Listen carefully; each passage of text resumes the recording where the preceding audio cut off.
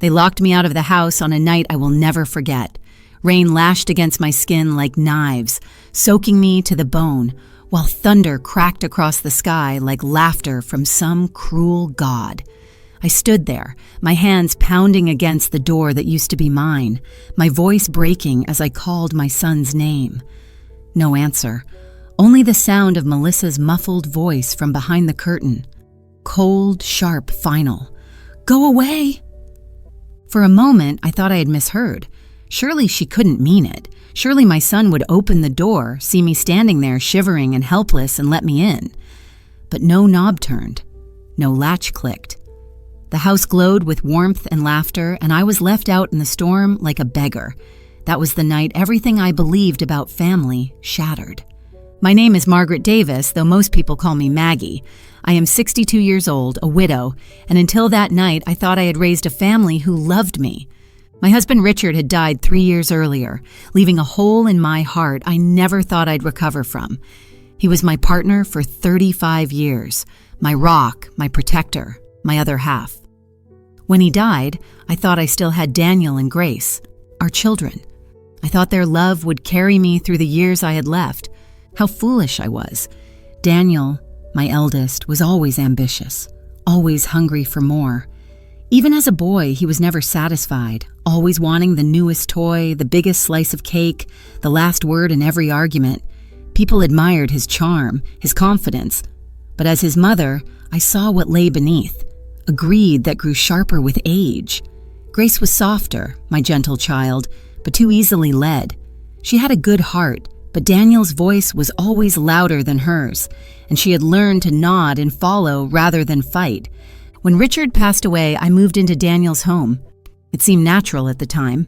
He insisted it was what Richard would have wanted, and though Melissa's smile was thin and brittle, I convinced myself it was kindness.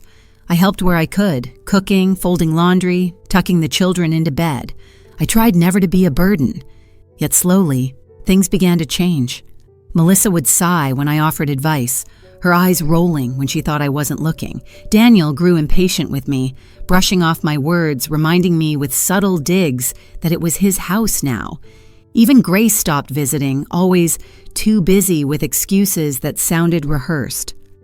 I told myself it was grief, that they were adjusting, that family love never dies, but that rainy night told me the truth. I had gone out to the pharmacy to collect medicine for my aching knees. By the time I returned, the storm was in full force. My hands trembled as I fumbled with the umbrella, desperate to get inside. But the key wouldn't fit. I turned the knob again and again, panic rising in my chest until I realized they had changed the locks. The realization sank like ice through my veins. I rang the bell, knocked, begged. My voice echoed against the storm. Finally, through the window, I saw Melissa's face. Just a second, just enough to see the contempt in her eyes. Her lips moved slowly, deliberately, and I read the words clearly. Go away. It was like a knife twisting in my chest.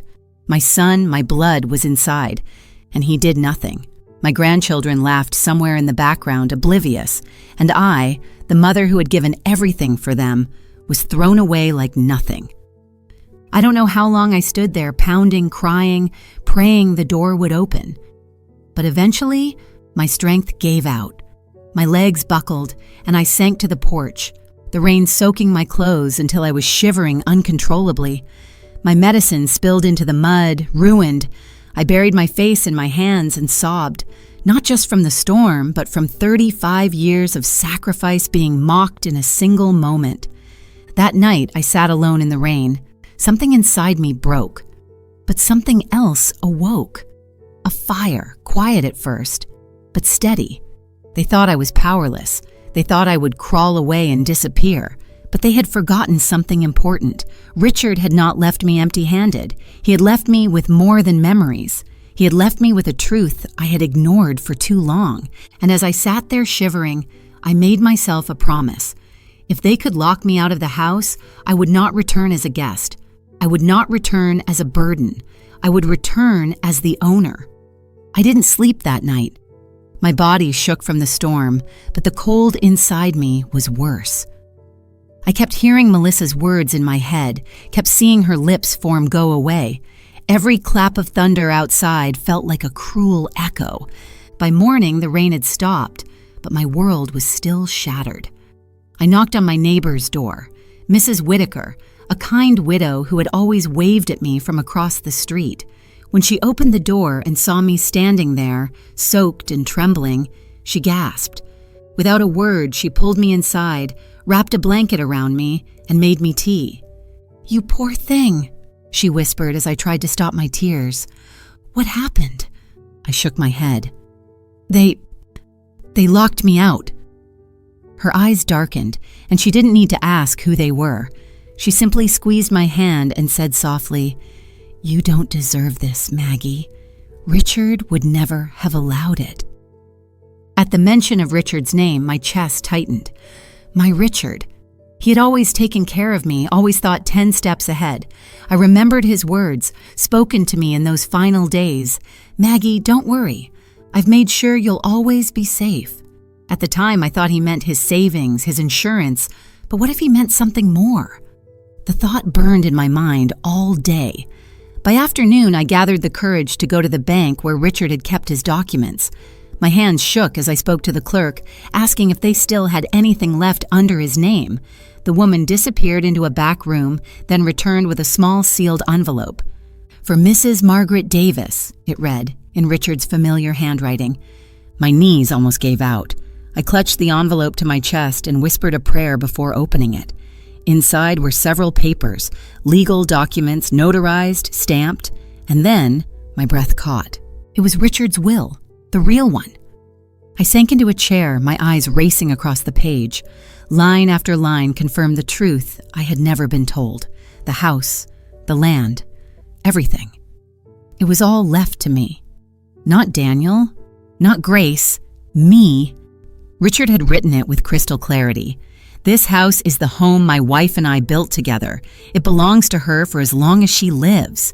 I want her to be safe, respected, and never dependent on anyone but herself." Tears blurred my vision. For 3 years, I had lived like a guest in my own home, begging for scraps of kindness, swallowing Melissa's contempt, Daniel's arrogance, Grace's silence. All the while, I had been the rightful owner. The house was mine. Richard had given it to me, and I had let them convince me otherwise. A strange mix of grief and fury surged through me. I wanted to cry for all the nights I had stayed awake feeling unwanted. I wanted to scream at Daniel for every sigh, at Melissa for every rolled eye, at Grace for every excuse. But more than anything, I wanted justice. I left the bank with the will clutched tightly in my hands. Like a sword, for the first time in years, I didn't feel powerless. I didn't feel like a burden. I felt alive.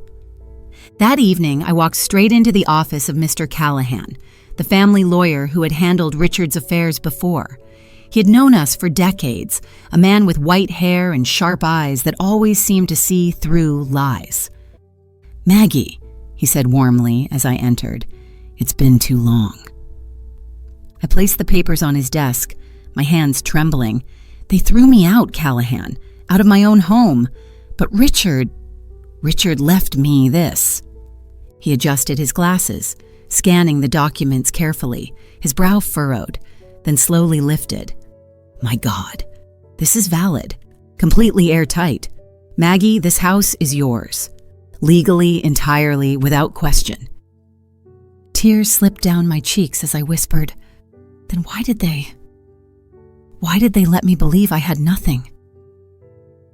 "Because," he said grimly, "greed blinds people. And Daniel, he's always been ambitious. This house is valuable. He must have thought if you never saw these papers, he could claim it." My hands clenched. "He locked me out in the rain, Callahan, my own son." The lawyer's eyes softened, but his voice was firm. "Then it's time you stop being their guest. It's time you remind them whose roof they live under." That night, as I walked back to Mrs. Whitaker's, I felt the air differently. The storm was gone, but inside me a new one raged.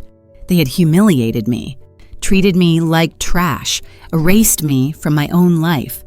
But tomorrow, they would learn the truth. Tomorrow, they would see the storm I had become. The next morning, I woke with a heaviness in my chest, but for once, it wasn't the weight of helplessness. It was the weight of a decision.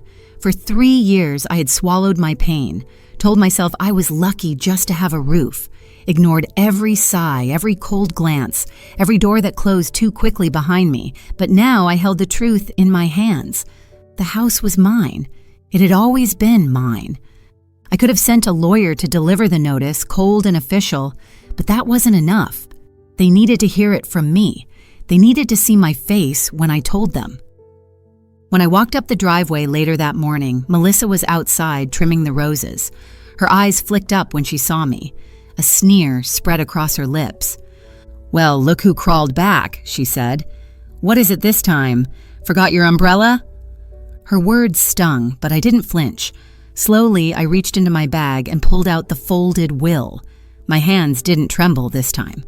"I came from my house," I said evenly. She laughed, a sharp sound that cut through the morning air. "Your house? Maggie, you finally lost it." Before I could answer, the front door opened and Daniel stepped out. He was dressed in his pressed shirt and tie, as if he were heading to the office. When his eyes landed on me, his jaw tightened. "Mother," he said curtly, "we've been through this. You can't just show up." "This," I interrupted, holding out the papers, "says otherwise." He froze. For a moment, the confident man I had raised looked like a boy caught stealing. He took the papers from my hand, scanning them quickly, his eyes darting across the lines. "This can't be real," he muttered. "It's real," I said softly but firmly. "Your father left this house to me. Entirely, legally. You and Melissa have been living here by my grace, not the other way around." Melissa snatched the papers from Daniel, her face twisting as she read. "This is a trick," she spat. "You forged this. You found some shady lawyer." "Mr. Callahan has been our lawyer for 30 years, I said, cutting her off. "He confirmed everything yesterday. The house is mine. The law is on my side." For the first time, silence fell between us. Melissa's lips pressed into a thin line, but her eyes betrayed fear. Daniel's face flushed, anger and humiliation battling inside him. Finally, he threw the papers down onto the porch. "Even if this is true," he snapped, "what do you expect me to do? Move out? Where will we go? What about the kids? You'll put your own grandchildren on the street?" His words sliced through me, but I didn't waver. "Don't twist this, Daniel. I'm not the one who put anyone on the street. I'm the one you left outside in the rain, remember? I begged you that night. I begged you, and you turned your back on me." His mouth opened, but no words came out. Melissa stepped forward, her voice dripping venom. "You think anyone will believe you, Maggie? You're old, you're weak, you're desperate. Everyone knows Daniel has kept this house afloat. You've been nothing but dead weight since Richard died." Something inside me snapped. I took a step closer, my eyes locked on hers. Dead weight? I carried this family for 35 years. I cooked, I cleaned, I worked nights when Richard was sick. I raised Daniel when he was a boy too proud for his own good, and Grace when she was too soft to say no. I gave you everything, and when I needed you, you locked me out. So don't you dare call me dead weight. My voice shook, but not with weakness, with fury, with power. For a moment, even Melissa fell silent. Daniel finally spoke, his tone quieter, almost pleading. "Mother, can't we talk about this? Maybe we can come to some arrangement." I stared at him, my own son, the boy whose hand I had held when he took his first steps, the man who had left me shivering outside, and I realized there was nothing left to talk about. "No, Daniel," I said coldly, "this isn't a negotiation. 30 days, that's what the law gives you. 30 days to leave my house." Melissa gasped as if I'd slapped her. Daniel's fists clenched at his sides. Grace, who had been standing silently in the doorway, finally spoke, her voice trembling. "Mom," she whispered, "please, don't do this." I looked at her, my heart breaking all over again. "Don't ask me to choose between dignity and family, Grace. You should have stood by me before. Now it's too late." And with that, I turned and walked away, the will still clutched in my bag, the storm no longer around me, but inside me. For the first time in years, I didn't feel small. I didn't feel powerless. I felt like the owner I had always been. Behind me, I heard Melissa's sharp whisper and Daniel's angry footsteps, but I didn't turn back. Let them stew. Let them rage. The countdown had already begun. 30 days, and then the house would be mine again. The days after that confrontation were strangely quiet. Too quiet. I expected Daniel to come storming into Mrs. Whitaker's house, expected Melissa to scream on the phone, expected Grace to beg again, but none of that happened. The silence itself felt dangerous, like the calm before a hurricane. I spent those nights lying awake, clutching Richard's will to my chest. It felt like armor, but even armor doesn't stop you from feeling fear. For the first time in my life, I wasn't afraid of being powerless. I was afraid of what they would do next when they realized I had power, and I didn't have to wait long to find out. 3 days later, I went to the grocery store. As I walked down the aisles, I noticed people staring. Some whispered behind their carts. A woman I'd known for years turned her face away. By the time I reached the cashier, I understood why. "Maggie," she whispered, leaning closer, "Melissa's been telling people you're losing your mind, that you forged the will, that you're trying to steal the house from your own children." Her words cut deeper than I expected. My chest tightened, and I forced myself to smile, but my hands shook as I carried the bags out to the car. Melissa's poison was spreading through the neighborhood faster than I could defend myself. That evening, Grace came to see me. She looked pale, her eyes swollen as if she'd been crying for days. "Mom," she said softly, "Melissa's not going to stop. She's telling everyone you're senile, that Daniel took care of you for years, and now you're trying to ruin him. Even at church, people are whispering." Her voice cracked. "Please just let them stay. You don't need the house. You can live with me. Why fight?" I stared at her, pain slicing through me. My daughter, the one I held when she was small, the one who used to bring me wildflowers just to see me smile, was begging me to give up my dignity to keep the peace. I shook my head slowly. "Grace, peace built on humiliation isn't peace. It's surrender, and I won't surrender. Not again." Tears spilled down her cheeks. She whispered, "Then you're gonna lose me too," and walked away. That night, I broke down. Alone in Mrs. Whitaker's spare room, I cried until my body shook. Was I destroying what little family I had left? Was it worth it? But then I remembered the rain pounding on my back, the locked door, Melissa's lips mouthing, "Go away," and my tears dried. This wasn't about revenge. This was about survival, about respect. The next week, the real war began. Melissa showed up at Mr. Callahan's office, her voice so shrill it could be heard down the hallway. She accused me of forging documents, demanded that the court investigate. Daniel backed her up, his arrogance dripping from every word. They even went as far as to file an official challenge to the will. Mr. Callahan called me the next morning. His voice was calm but grim. "Maggie, they're contesting the will. It'll go to court." For a moment, my breath caught. Court. The word felt heavy, terrifying. My children, the babies I raised, were dragging me before a judge like a criminal. But then something strange happened. Instead of fear, a strange calm settled over me. If this was what it would take to finally end the lies, then so be it. When I told Mrs. Whitaker, she nodded firmly. "They left you in the storm, Maggie. Now it's time you show them you are the storm." The day of the first hearing, I walked into the courthouse with my head high. My heart pounded like a drum, but my steps were steady. Daniel and Melissa were already there, dressed sharply, their lawyer beside them. Grace sat in the back, her face pale, her hands clasped tightly as if she were praying for it all to disappear. When Daniel saw me, he smirked. "You really want to do this, Mother? Drag our family through the mud?" I met his gaze steadily. "I'm not dragging anyone, Daniel. You locked me out. You made this choice. Now we'll finish it." His smile faltered, and for the first time I saw fear flicker in his eyes. The judge entered and the room fell silent. Papers shuffled. Voices hushed. Melissa leaned forward, whispering furiously to the lawyer, her eyes darting toward me with pure venom. As the proceedings began, I sat quietly, my hands folded in my lap. They painted me as a manipulative old woman, desperate, unstable, a mother trying to destroy her own children. Each word was like a dagger, but I didn't flinch. I had something stronger than their lies. I had the truth. And soon, the truth would speak for itself.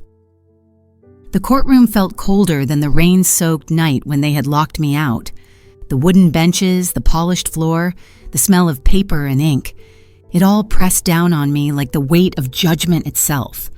I sat quietly, clutching the edge of my chair, while Daniel and Melissa whispered furiously with their lawyer at the other table. When the judge called the session to order, Daniel's lawyer rose first. He was slick, polished, with a voice that carried like poison dipped in honey. "Your Honor, be home," he began. "We are here because Mrs. Davis, in her advanced age and frail mental state, has produced a so-called will that conveniently strips her children of their rightful inheritance. We contend this document is forged, manipulated, and does not reflect the true wishes of the deceased, Mr. Richard Davis. My client, Daniel Davis, has been the primary caretaker of his mother since his father's death. Without him, she would have had nothing." Every word stabbed me, but I kept my face still. Only my hands betrayed me, trembling slightly in my lap. Melissa leaned forward, her eyes locked on the judge. "She's lying," she hissed loudly enough for the court to hear. "She never worked a day in her life. We supported her." My heart twisted. Supported me? They had left me to rot in the rain. Finally, it was Mr. Callahan's turn. He stood slowly, adjusting his glasses, his voice calm and steady like the sea after a storm. "Your Honor, the will we have presented is valid, legal, and signed in full health by Mr. Richard Davis. It was notarized, witnessed, and stored safely until now. The opposing side has presented no evidence of forgery, only slander against a grieving widow." He paused, then reached into his briefcase. "And Your Honor, we have one more piece of evidence, a personal letter Mr. Davis left with this will." The room stilled. Even Daniel shifted in his seat, uneasy. Melissa's smirk flickered. Callahan unfolded a single sheet of paper, yellowed slightly at the edges but still crisp. He cleared his throat and read aloud, his voice carrying through every corner of the courtroom. "To my beloved Maggie, this house is yours. It is the home we built together, brick by brick, with love, sacrifice, and hope. I leave it to you not out of pity, but because it belongs to you as much as I belong to you. I know you will keep it alive with the warmth that filled our years together. To our children, respect your mother. Care for her as she cared for you. This house is not your prize. It is her right." The words echoed in the silence that followed. My breath caught in my throat. For a moment, I felt Richard in the room, his hand on mine, his voice in my ear. Tears blurred my vision, but I refused to look away from Daniel. His face had gone pale, his jaw tight. Melissa fidgeted, her eyes darting around the courtroom like a cornered animal. Grace sat in the back row, her hands over her mouth, tears streaming freely. The judge leaned forward, her expression stern but softened by the letter. "It seems Mr. Richard Davis was very clear in his intentions. The will is legal. The property belongs solely to Mrs. Margaret Davis." Her gavel came down with a sharp crack. It was over. For a moment, I sat frozen, unable to breathe. Then slowly I straightened. The weight that had been crushing me for years lifted in a single breath. I wasn't powerless. I wasn't a burden. I was the rightful owner, the woman my husband had trusted above all else. Daniel leaned across the table, his voice low and furious. "You'll regret this," he spat. I met his eyes calmly. "The only thing I regret is raising a son who forgot the meaning of love." Melissa hissed something under her breath, but I didn't hear her. My eyes were on Grace, who was still crying, her shoulders shaking. For a brief second, our gazes met. Her lips formed two words silently. "I'm sorry." When I walked out of the courthouse into the golden afternoon light, I felt the warmth on my face, as if Richard himself was smiling down on me. They had left me in the storm, but I had returned stronger than the storm, and I was holding the keys. When I stepped back into the house, my house, it felt like walking into a memory. The walls were the same, the furniture untouched, yet everything was different. For the first time in years, the air felt mine. No sighs, no rolled eyes, no whispered insults behind closed doors, just silence, heavy, but free. I walked through the room slowly, trailing my fingers across the walls, pausing in Richard's old chair. I sat down, closing my eyes, and for a moment, I swore I could hear his voice. "You're home, Maggie. You're finally home." But victory did not erase the pain. The laughter of my grandchildren was gone from the halls. Grace's footsteps no longer echoed through the kitchen. I had won the house, yes, but at what cost? The neighborhood whispered still. Melissa had made sure of that. I was the woman who stole her own son's house, the crazy widow who fought her children in court. Yet I held my head high because I knew the truth, and truth has a way of silencing lies over time. Daniel and Melissa left town within weeks. Their pride couldn't survive the humiliation. Word reached me that Daniel had lost his job soon after. His arrogance had made enemies in his office, and once his name was dragged through the mud in court, they pushed him out. Melissa tried to keep up appearances, but gossip followed her everywhere. They drifted into obscurity, swallowed by the very greed that had driven them. Grace was different. She came to me one evening, weeks after the court's decision. She stood in the doorway, hesitant, like a child again. Her eyes were swollen from crying. "Mom," she whispered, "I'm so sorry. I should have defended you. I was weak. I let Daniel control me. Can you ever forgive me?" Her words pierced through the armor I had built around my heart. For a long moment, I said nothing. I just looked at her. The little girl who once picked wildflowers for me, the young woman who had abandoned me in silence, and now the daughter begging for her mother's love. Finally, I opened my arms. She collapsed against me, sobbing into my shoulder. "I love you," she choked. "I don't care about the house. I just want you back." I stroked her hair gently, my own tears falling. I wanted my family, Grace. That's all I ever wanted. But sometimes family forgets. And sometimes we have to remind them. From that day forward, Grace visited often. Slowly, painfully, our bond began to heal. The grandchildren came too, running through the halls with their laughter filling the empty corners once again. Melissa never came back, but that was fine. Not every wound deserves to be reopened. Life settled into a quiet rhythm. I tended the garden, cooked in the kitchen Richard and I had once built together, and filled the house with warmth again. Neighbors began to soften, some even apologizing for believing the lies. Respect, once lost, is hard to regain. But dignity, once reclaimed, cannot be stolen again. One evening, as the sun set, I stood on the porch with the keys in my hand. The same keys I had rattled desperately in the storm. The same keys that once failed me, now glistened in the golden light. I thought back to that night. The cold rain, the locked door, Melissa's lips mouthing "go away." And I thought of now, the open door, the silence of peace, the strength in my heart. They had left me in the storm, but I returned as the storm, and I learned something I will never forget. People can steal your comfort. They can betray your trust. They can even turn your own children against you. But no one, not even the ones you love most, can take away your dignity unless you let them. That night, I locked the doors myself, not out of fear, out of strength. And for the first time in years, I slept soundly, knowing I was not a burden, not powerless, not forgotten. I was the woman who held the keys. Never surrender your dignity to those who forget your worth. Love is proven through actions, not words. And when betrayal comes, remember, You can survive the storm, and sometimes you must become the storm.